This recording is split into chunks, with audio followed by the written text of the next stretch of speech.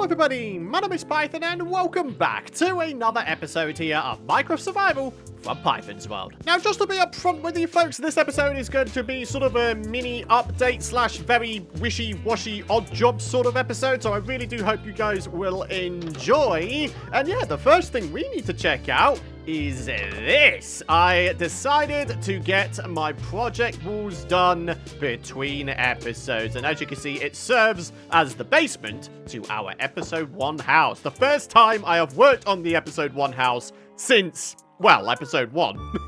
But yeah, here we are. We've got ourselves a bit of a wall here containing signs, which all contain ideas and bits and bobs I want to do at various places in the world. So we've got the Firefly Falls project wall, hidden black market, a minecart hub, a builder's market, map wall room, update museum, and lots of other things still to be done in Firefly Falls. Now, for any of you guys who don't know, I don't know if I've mentioned it, but I would like to aim to have Firefly Falls up to a point where I can say, do you know what? It's about as done as I'd like it to be for the first world tour. So what that means is for the next few episodes, we're going to be really stepping on the gas and trying to make a whole bunch of progress, specifically with the Firefly Falls area. So when it comes to our very first episode 50 world tour, I've got a good amount of stuff to show folks, because I imagine that world tour episode will probably bring in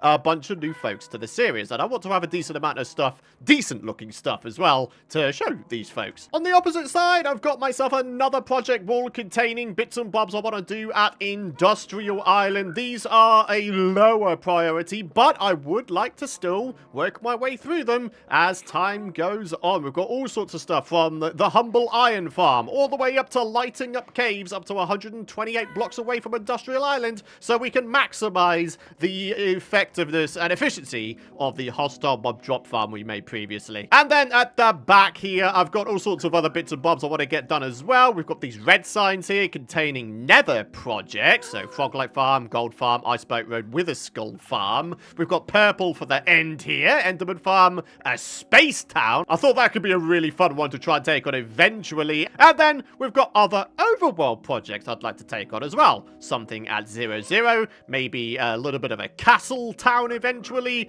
and a little bit of a hidden town in the ravine near Firefly Falls. So that's sort of the loose future of this series laid out in the form of showing you the projects I want to take on the project walls. Now in terms of the updates I wanted to give you, if you haven't seen my latest community post on my YouTube channel already, I'll go ahead and sort of echo what's going on in that I've decided to cull the amount of series I have going on by a considerable amount. For any of you guys who don't know, I actually had 6 series running. I've got 2 going on over on the GB channel, which were both Terraria ones, and then obviously over here on the MC channel, there were the 2 Minecraft series, Python's World and Minecraft. Then there was the Ultra Hardcore Stream series, and then of course Vintage Story. So yeah, a grand total of 6 series, which I'm sure you'd agree is a pretty ridiculous amount of series to have running at any one time. Now what I've decided is just to keep Python's World going for now. And in terms of Minecraft, I gotta be honest with you, I'm actually undecided. For me, Python's World is sort of the cornerstone of my Minecraft channel and my Minecraft career, and I don't want to tarnish the name of the series. I've done that once before when I tried to bring the original Python's World back for a season 4, but ultimately wound up leaving it in the dust. I feel like I owe it to myself and to you folks to keep this series going as long as humanly possible. I started this world with the intention of it being my forever world, and I really do want to try to stick to my word with that. Now, the big upside of me focusing only on this series for now is, of course, my attention is undivided. I'll be able to focus all of my creative energy on just one series and one world, and who knows, I might be able to get content going out from this modern series a whole heap of a lot more often than I have been posting lately. Now, I know this isn't a Terraria channel by any means, but I do just want to update you folks, because I know there's a good amount of crossover between the GB channel and the MC channel in terms of the communities. For example, I know that a good amount of you folks here on the MC channel do indeed watch my Terraria content. And to all of you folks, I just want to update you real quick that yes, Terraria will return, but with the release of the 1.4.5 update, I simply cannot bring myself to play any more Terraria 1.4.4 at this particular moment in time. We've had the same update for over 3 years now. But with that said, I do just want to reinforce one thing. I do still believe in quality over quantity. I'd far rather have a more fully fledged and fully fleshed out update every now and again rather than updates being pushed out far too often and them having bugs and being unpolished and all that kind of stuff. Quality over quantity. So yeah, the TLDR of this little update section is Python's World will be the only thing going on for now. Minecraft may return, but as of me recording this, I'm actually a little bit unsure. So then, time to play some Minecraft. Time to work on our world just a little bit more. Let's have a bit of a roam around here and see what still needs working on. We've got ourselves a couple of houses and a little bit of decorating to do around here to complete this section. Should we make both of these houses? I feel like that could be a nice way to go, right? We get the 2 houses built up, and then we populate the ground here, maybe with some trees and foliage. What have we got going on over here? This is, yeah, I've restored this to be one of the secret entrances into Firefly Falls here. This is no longer the villager breeder area. With that said, though, we do still have one of the villagers that has yet to get a profession here. So, yeah, we need to move that guy somewhere else eventually. So, yeah, 2 houses, a little bit of floor decorating, and possibly we decorate and create this secret entrance here. I think that's a good amount of stuff to do in today's episode. So let me go grab a bunch of resources. We have ourselves our trusty ender chest with a whole bunch of resources in it now. Look at all this. Oh, dude, I'm so glad that I've got those shulker boxes sorted out. But yeah, we are going to get on with some house building. Needless to say, the kind of block palette we're going to be going for is much the same as what we've got going on with the other buildings around here. So we've got spruce here, and I do have a good amount of spruce here. So yeah, I think we're looking pretty good. So here we are. We've got the front facades of our new houses sorted out. You know, it's nothing out of the ordinary, so I figured I'd just sort of get it done. I guess the big thing to try and figure out is what usage would these houses serve? Or maybe we just don't have a usage for them. Maybe they are just houses just for the sake of being houses. To be honest, I always feel like I fall into the trap of feeling like I need to have my builds have a purpose rather than just sort of having builds for the sake of having builds and, you know, populating an area. That could be one of the reasons why sometimes I get stuck on my worlds, because I just feel incapable of building things just for the sake of building things. But yeah, I don't know. If you guys have any ideas as to what these houses could be used for, by all means, leave your suggestions in the comments area. Alright, folks, so I've made a good amount of progress on the 2 houses we've been working on. They now both have roofs, and I've figured out the flooring for each of them. In this one, I decided to go for a little bit more strange of a pattern, in that we've got ourselves, I think this is smooth basalt. Yeah, and then just regular cobbled deep slate in amongst it. I think this is quite a nice little alternating checkerboard texture, actually. And then over here, arguably, is the even more strange combination. We've got calcite and white wool. Whoever would have thought that these two would work really well together? So, time to get on with just a couple of decorations here and there. I've decided to add a little bit of a sort of entry porch type thing with a little door window and a lantern. I thought that'd be a really nice way to go. Gonna do the same with this slightly bigger house over here as well. And then if we go inside, you'll be able to notice that I have started to work on the interior ceiling as well. You know, it's nothing that special, not by any stretch of the imagination, but it certainly does the job. So the next thing I think we need to do is maybe just expand the houses into the mountains a little bit, and then figure out the walls, and then that's about it, really. Before we get on with that, though, I thought it would be a nice idea to finally get on with adding some foliage around here. I'm thinking just a couple birch trees. Maybe it'll be a case of less is more around here. That's a decently sized tree. What about this one?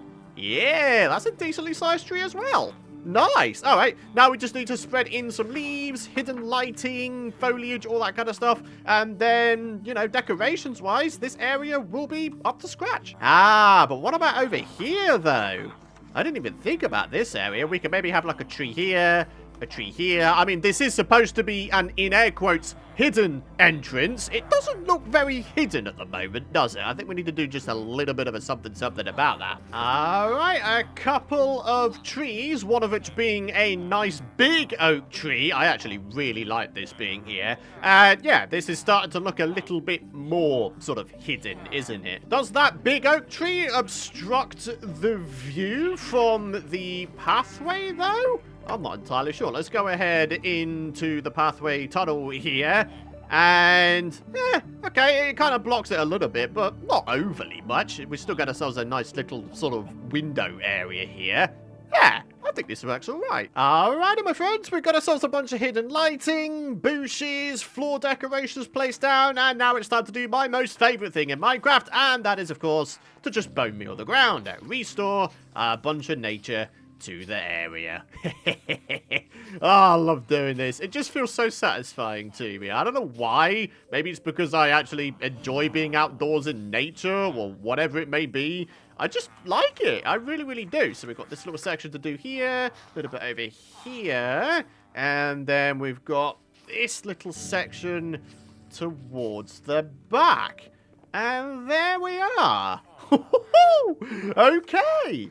This is looking pretty darn good. So with the naturifying of this area done and dusted, naturifying, that's not even a word, but I'll take it. Another word to add to the seemingly endless Python dictionary. With all of that done and dusted, though, it is now time to expand the insides of these houses here. So, Operation Dig commences. Notice something pretty interesting while digging out this house. I'm pretty sure that that is part of the raised walkway we have going on. And actually, why don't we have this house link up to the raised walkway?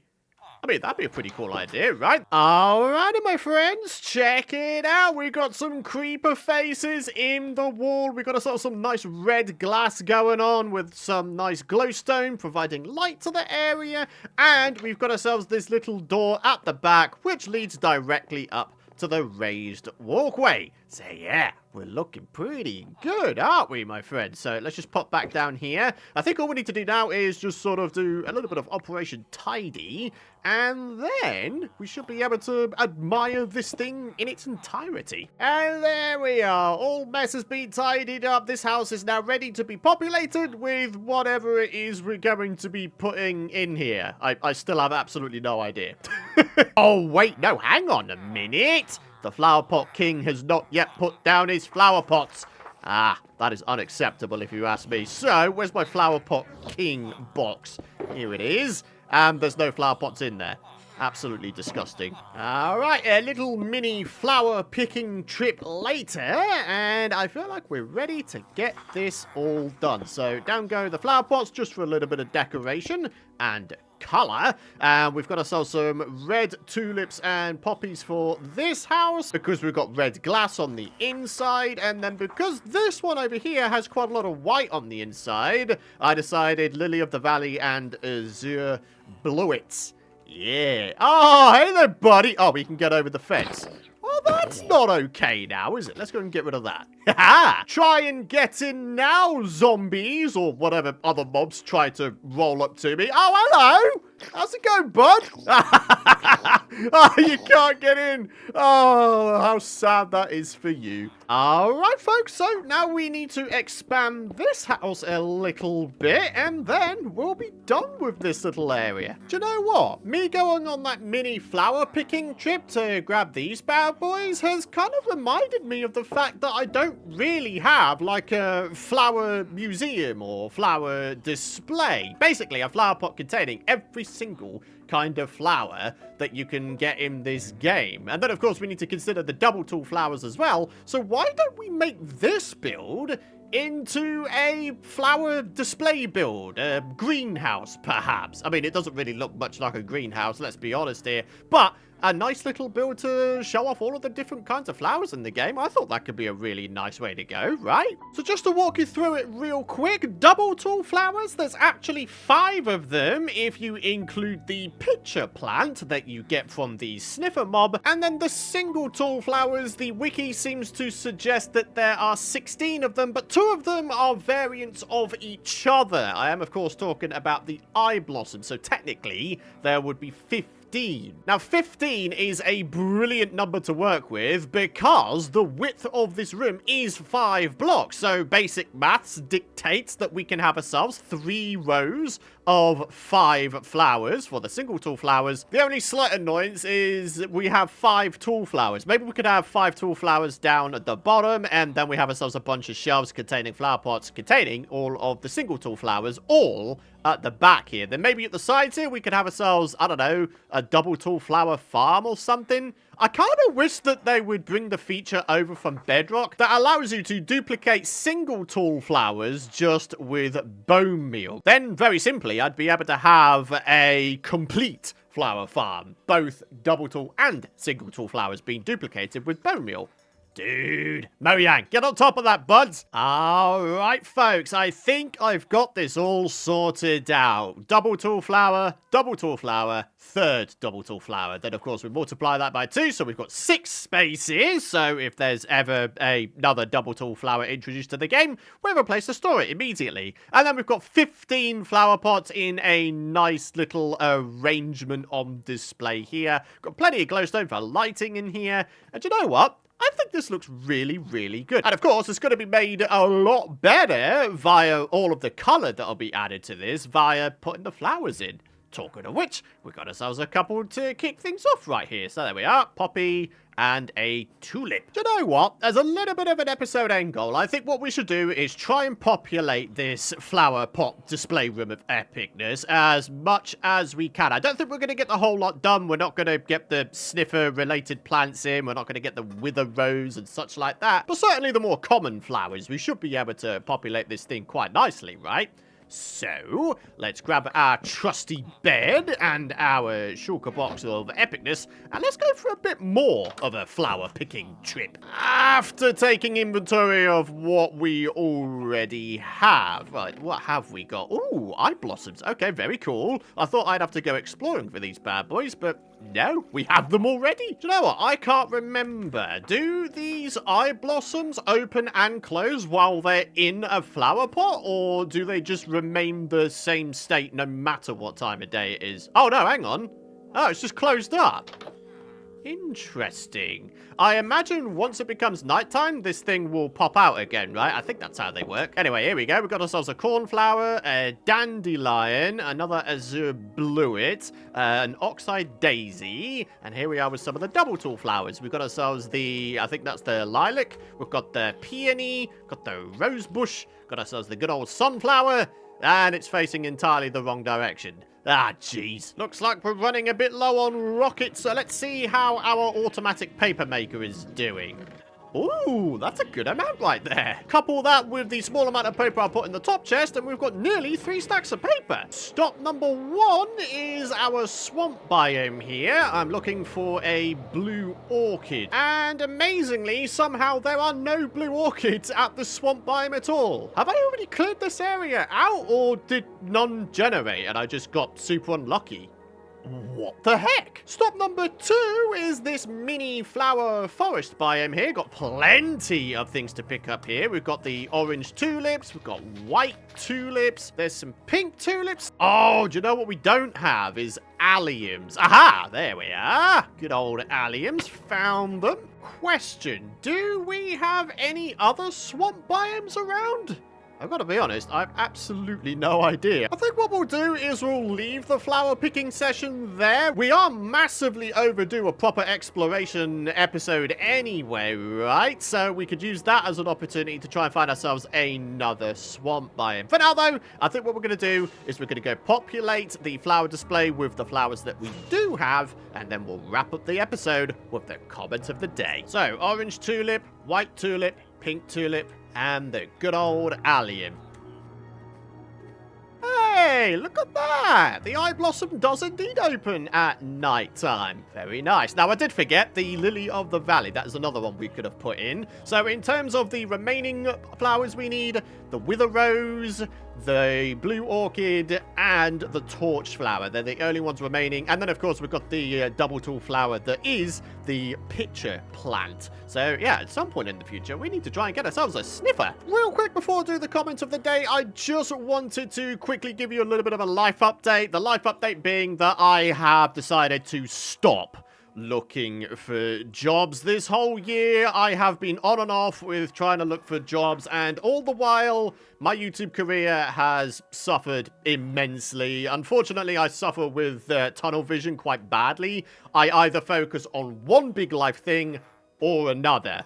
One of them being job hunting, one of them being keeping up with my YouTube content. I've just felt unable to do both at the same time. So I just decided to call it. I'm done. I just want to get back to being super regular with my content again. And you might have noticed in today's episode, this is sort of reminiscent of the older days in that we've sort of focused on one main thing today rather than trying to focus on a million different things. And that's what I kind of want to adopt going forward. I want to have a little bit of a return to form in terms of my content style here on YouTube, in that I just feel like I want to be super consistent, and if that means sacrificing a little bit of video length or maybe the amount of stuff I do per episode, then so be it. I feel like over time, the amount of work that goes into this series and these episodes, if they're super consistent, should all balance out nicely. So yeah, from hence here forth, we're going to be going super regular with content, sort of reminiscent of the old days. So I really do hope that you guys are excited